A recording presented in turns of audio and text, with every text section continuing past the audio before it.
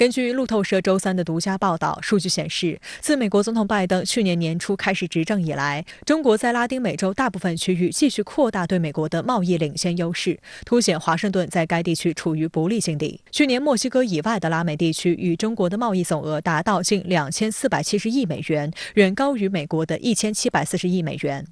报道认为，这一趋势充分表明，美国在长期被其视为后院的地区已经失去阵地。La Casa Blanca establece que América Latina y el Caribe debe seguir inmersa en temas en torno a los intereses de Washington. Es aquí donde entonces vemos cómo es que permean los intereses de Washington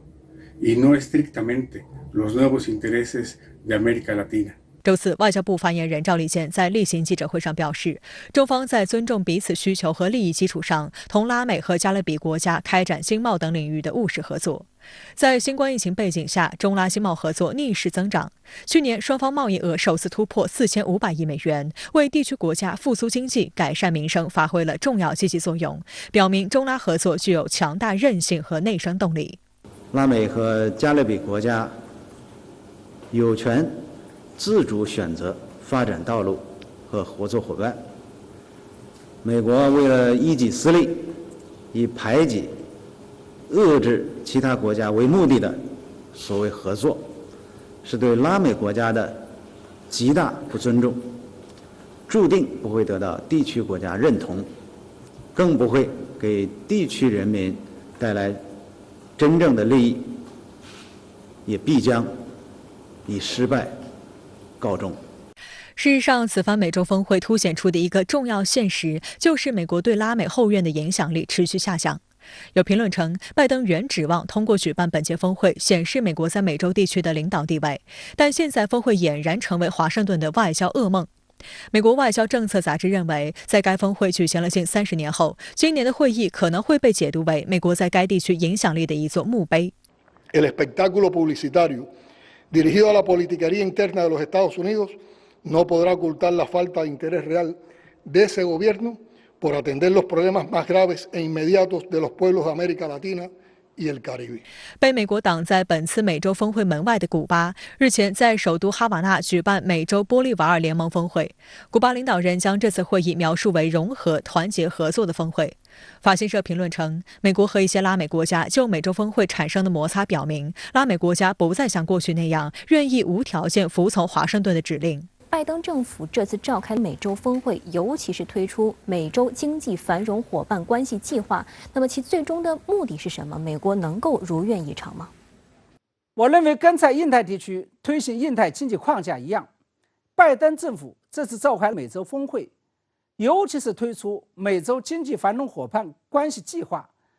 也是为了以经济手段作为诱饵，或者说是以经济手段作为掩护，来最终推广自己的意识形态与价值观念外交，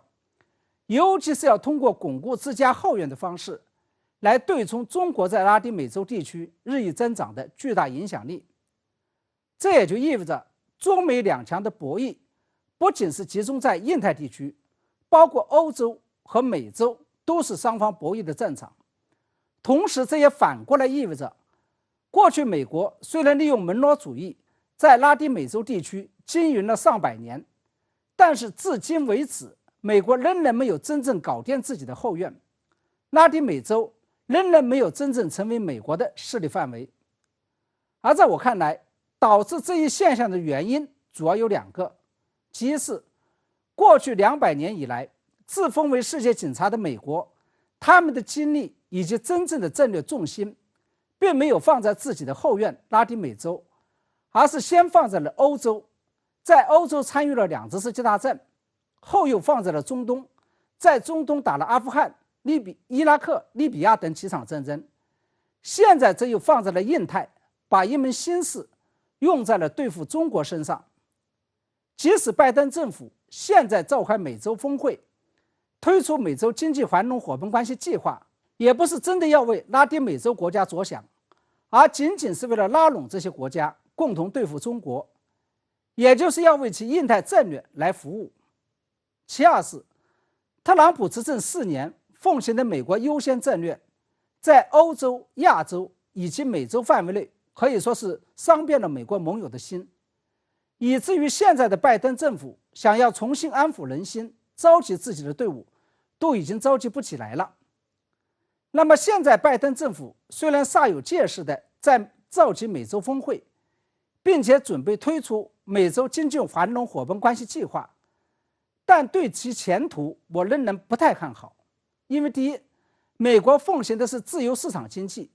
经济的主体是私营企业，拜登政府对外援助的每一分钱都必须要获得国会的批准，这些都注定了美国不太可能拿出大量的资源去照顾拉丁美洲国家。第二，基于自身的意识形态与价值观念，还有自己所在党派的政治利益，拜登也不可能对拉丁美洲国家开放市场与开放工作机会来讨好拉丁美洲国家，因为他首先要照顾的是自己的票源，也就是美国的工人阶级的利益。第三，虽然不排除有一些拉丁美洲国家会在意识形态上选边站队，但是我相信绝大多数拉丁美洲国家在涉及自身利益的时候都不会选边站队，不会拒绝来自中国的经贸机会。